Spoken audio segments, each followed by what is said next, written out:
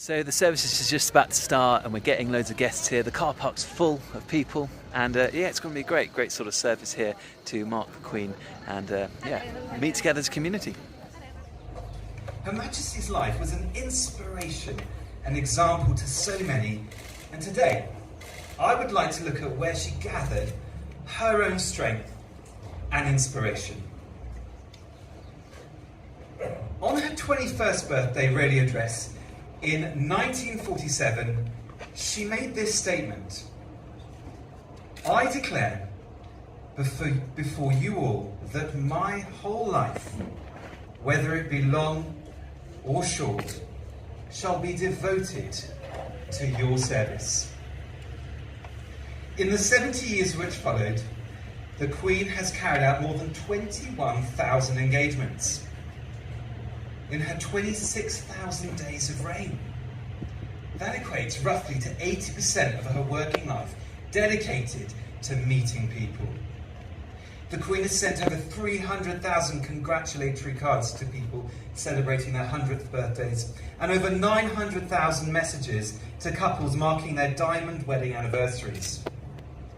There have been 14 presidents of the United States, and she has been served by 14 prime ministers of the United Kingdom during her reign. She is undoubtedly one of the most inspiring examples of service in this modern world. Later on in her 1947 birthday address, she prayed this: "God, help me to make good my vow, and God bless all of you who are willing to share it." After 70 years of amazing service, we can all testify to the fact that she has indeed made good her vow in her excellent display of devoted service. As we look at the passage today, it is clear that there are strong parallels between the Queen's life and Psalm 16. The psalmist says in verse 8, "I have set the Lord always before me, because he is at my right hand. I shall not be shaken."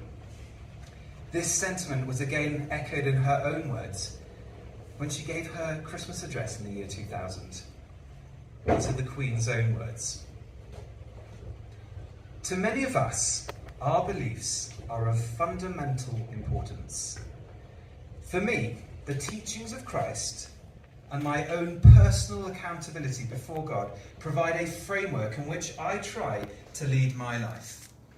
I, like so many of you, have drawn great comfort in difficult times from Christ's words and example."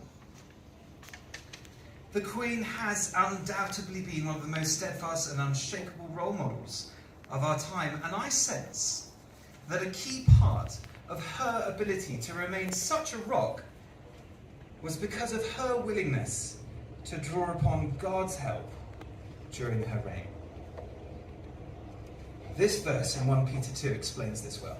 "Behold, I lay in Zion a choice stone, a precious cornerstone, and he who believes in him will not be disappointed." The rock and the cornerstone described here is Jesus Christ. Her Majesty clearly found great strength through Christ and would have wanted others to be aware of this. In 1981, the Queen touched on the importance of putting into practice what you believe. Here is a full statement from her 1981 Christmas address. "Christ not only revealed to us the truth in his teachings, he lived by what he believed and gave us the strength to try and do the same. And finally, on the cross, he showed the supreme example of physical and moral courage."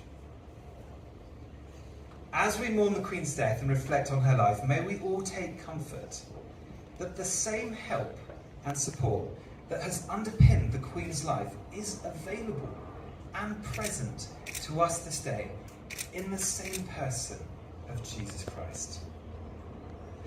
Another aspect of her life I want to touch on was her witty sense of humour and her quietly joyful nature.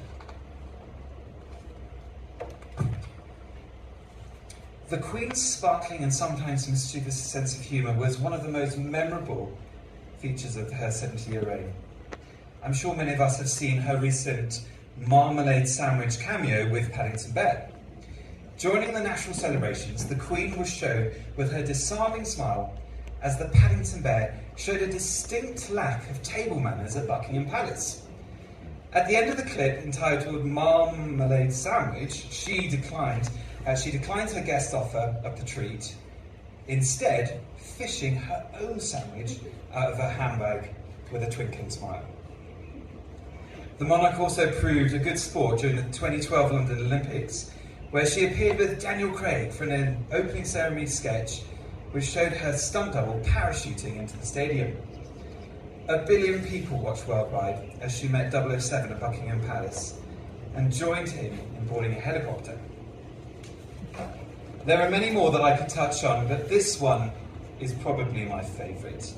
Once, when walking the grounds of Balmoral, her protection officer, Queen Elizabeth, ran into some American tourists. It became clear that they didn't recognise her. "Have you ever met the Queen?" they asked. "No," she responded, and then pointed at her protection officer. "But he has." Then they continued their conversation and posed for pictures with the tourists, without even letting on who she was. Afterwards, the Queen remarked, "I would love to have been a fly on the wall when he shows those photos to his friends in America. And hopefully someone tells him who I am." Once again, the words of the psalmist seem fitting for Her Majesty. "Therefore, my heart is glad, and my whole being rejoices. My flesh also dwells secure." The Queen wonderfully embraced humour and connected with people at their level. This too was an expression of love, a way of not taking herself too seriously and being willing to have a laugh. Her glad heart and warming smile will live on in our memories, I'm sure.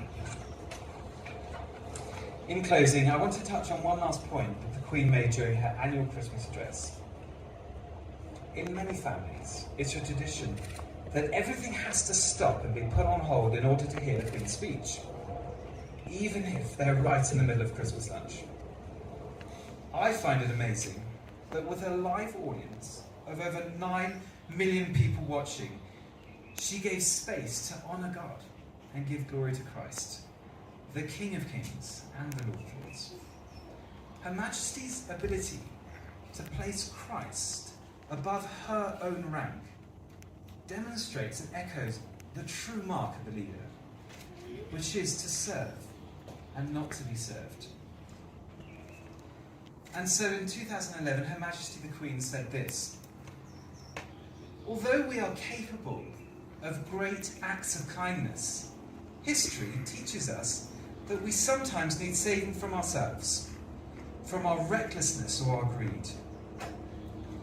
God sent into the world a unique person, neither a philosopher nor a general, important though they are, but a saviour with the power to forgive. Forgiveness lies at the heart of the Christian faith. It can heal broken families, it can restore friendships, and it can reconcile divided communities. It is in forgiveness that we feel the power of God's love." These words from Her Majesty are a helpful reminder for us to seek reconciliation and peace in all situations with the help of God.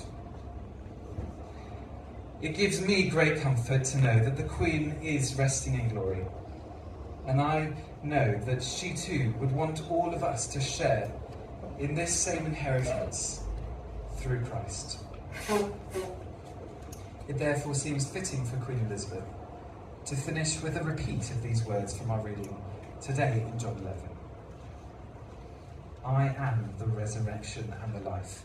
The one who believes in me will live, even though they die. And whoever lives by believing in me will never die. Do you believe this?" "Yes, Lord," she replied. "I believe that you are the Messiah, the Son of God, who is to come into the world. Then sings my soul, my Savior calls to thee. How great thou art, how great thou art. Service here at St Philip's ACK. It's been great. So many people have turned up. What a blessing, and really thankful for the Queen celebrating her life, but also just community. We've got Army here, we've got the local Kenyan attendees, and yeah, a great turnout. So yeah, really, really chuffed and really blessed.